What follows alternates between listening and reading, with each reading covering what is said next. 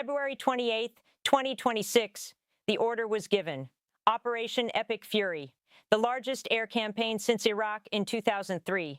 Twice the firepower of shock and awe, 500 strikes, 6,000 weapons, all aimed at one target, Tehran. Iran's Supreme Leader Khamenei, gone. Iran's Air Force, gone. Iran's Navy, resting at the bottom of the Persian Gulf. And then Trump said 4 words that stopped the world.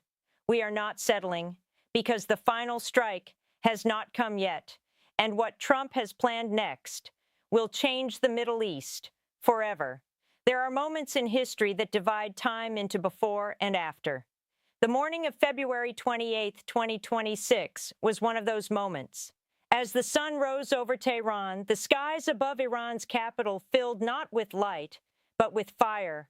Operation Epic Fury had begun, a joint military campaign launched by the United States and Israel, carefully planned, precisely timed, and executed with a scale of force that the modern world had not witnessed since the American invasion of Iraq in 2003.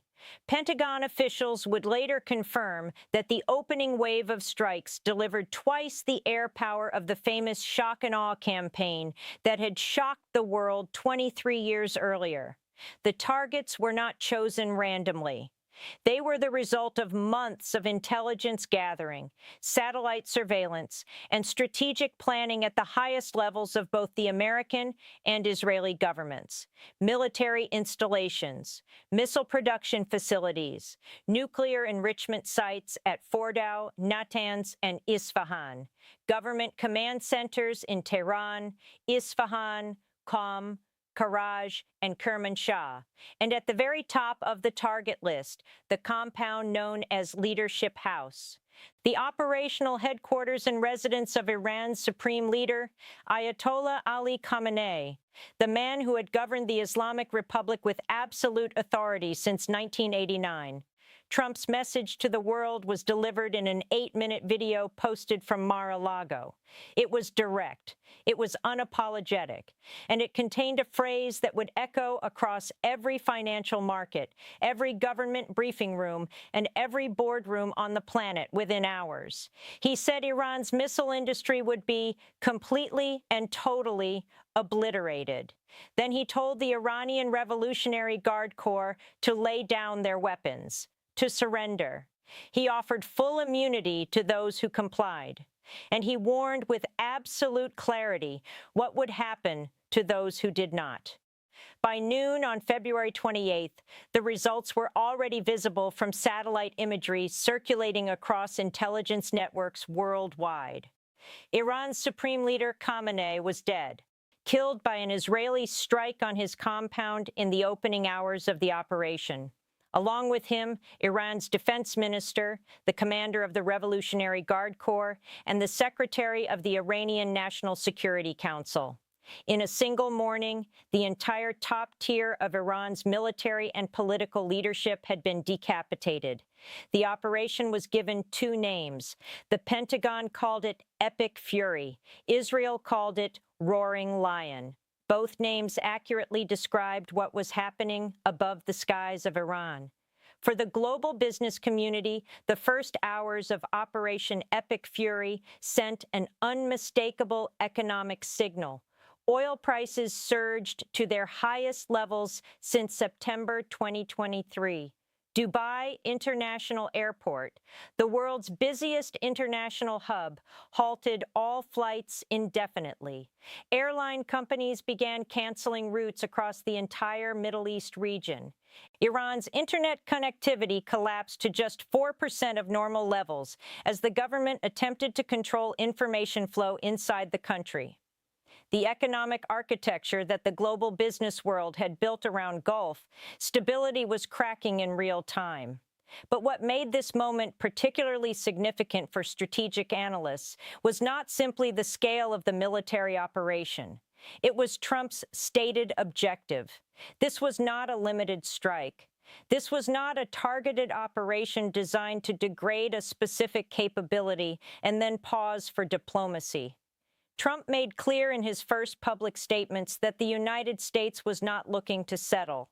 The bombing, he said, would continue uninterrupted throughout the week and for as long as necessary to achieve the objective of peace throughout the Middle East. For anyone who understood the implications of that statement, the message was unambiguous. This was not the beginning of a negotiation. This was the beginning of the end of the Islamic Republic as the world had known it for 47 years, and the man ordering the final strike had only just begun. Every military strategist in Washington and Tel Aviv had war-gamed this scenario. They had modeled Iran's response. They had studied its missile arsenals. They had mapped its proxy networks across Lebanon, Iraq, Yemen, and Syria. They had calculated the likely scale and direction of any Iranian retaliation, and they had built their operational plans around the assumption that Iran, faced with the overwhelming firepower of the United States and Israel combined, would rapidly lose its capacity to fight back in any meaningful way. They were wrong. Within hours of the opening strikes on February 28th, Iran activated a response plan that suggested years, perhaps decades, of preparation for exactly this scenario. The Islamic Revolutionary Guard Corps launched what it called Operation True Promise. And over the 9 days that followed, Iran would execute 27 separate waves of missile and drone attacks across the entire Middle East. A campaign of retaliation so geographically expansive that it transformed a targeted military operation into a full regional war almost overnight. The targets Iran chose were selected with deliberate strategic logic. The headquarters of the U.S. Navy's Fifth Fleet in Bahrain's Jubair district was struck multiple times. Bahrain's international airport was hit. Kuwait reported American warplanes crashing after Iranian strikes. Saudi Arabia, Qatar, and the UAE all came under Iranian drone and missile attack. The Burj Al Arab Hotel in Dubai, one of the most recognizable buildings on Earth, had an intercepted Iranian drone cause a fire on its outer facade. Dubai's Jebel Ali port, one of the world's busiest commercial shipping hubs, suffered damage from aerial debris. Iran had made its strategic calculation visible to every government and every business leader watching. If Iran burned, the entire Gulf would burn with it. The economic consequences of this calculation were immediate and catastrophic. The Gulf Cooperation Council states collectively manage some of the largest sovereign wealth funds on the planet. They host the world's most critical oil export infrastructure. They are home to the regional headquarters of thousands of multinational corporations. The moment Iranian missiles began landing across these countries, the risk premium attached to every investment, every contract, and every supply chain running through the Gulf increased dramatically. At sea, the situation became even more dangerous. Iran's military issued an explicit warning regarding the Strait of Hormuz, the narrow choke point through which approximately 20% of the world's daily oil supply travels. Any American or Israeli vessel attempting to pass, Iran warned, would be targeted. Maritime traffic through the strait collapsed almost immediately. Oil tanker operators began rerouting around the Cape of Good Hope, adding weeks to delivery schedules and hundreds of thousands of dollars in additional operating costs per voyage.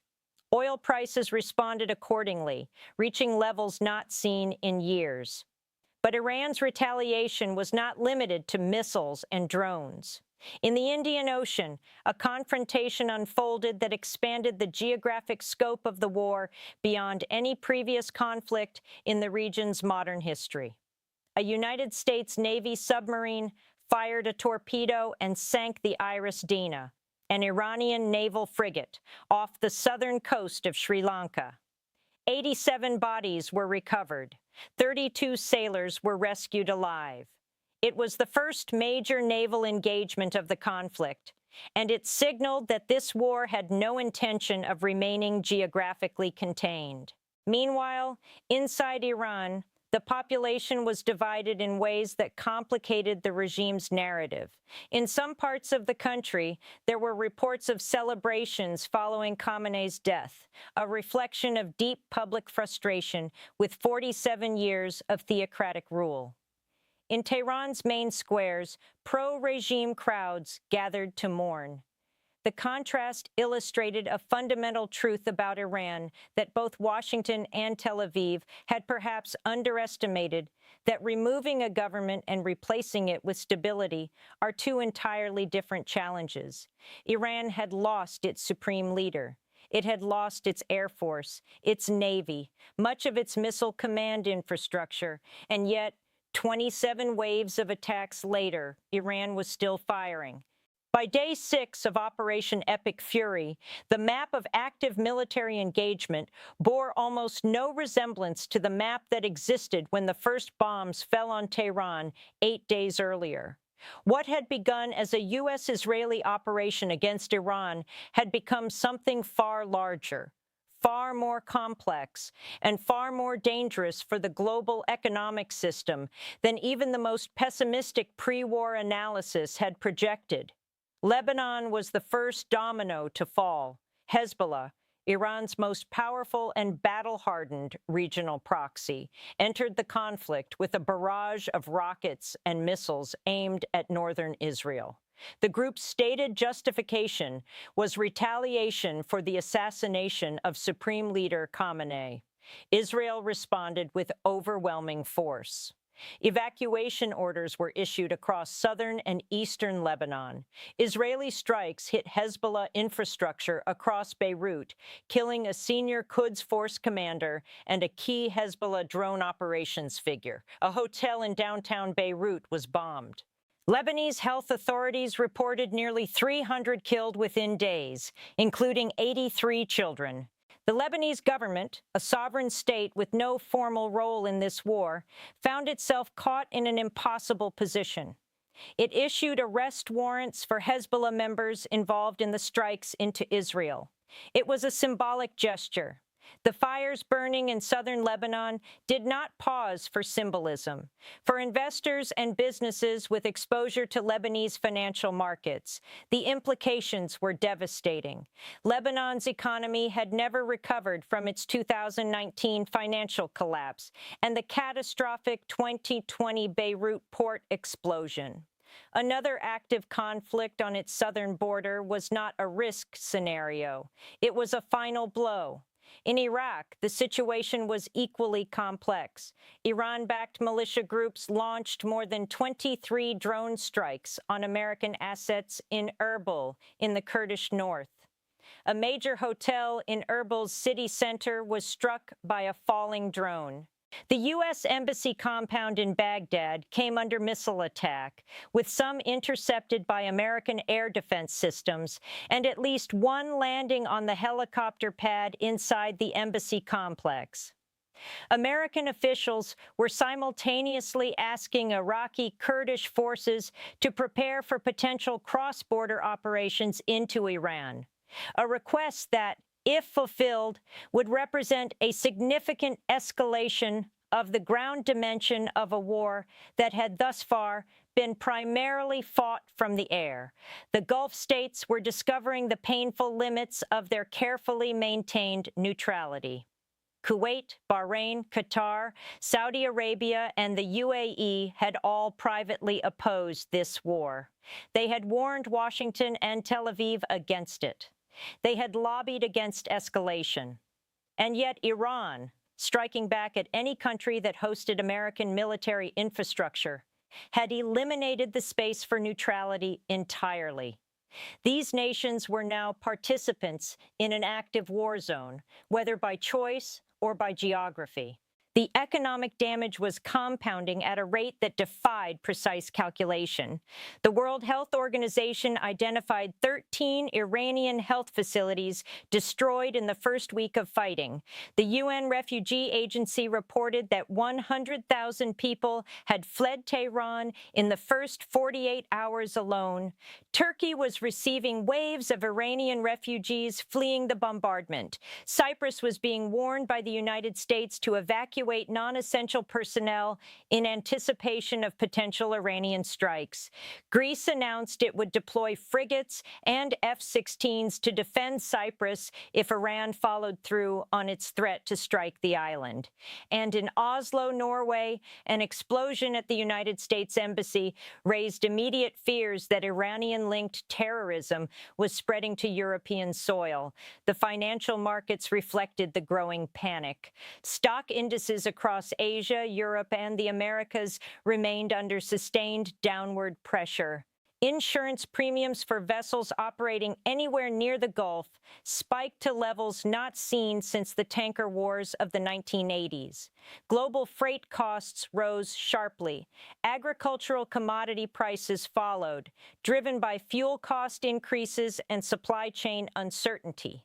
And the inflation that central banks worldwide had spent years working to suppress began showing signs of returning acceleration.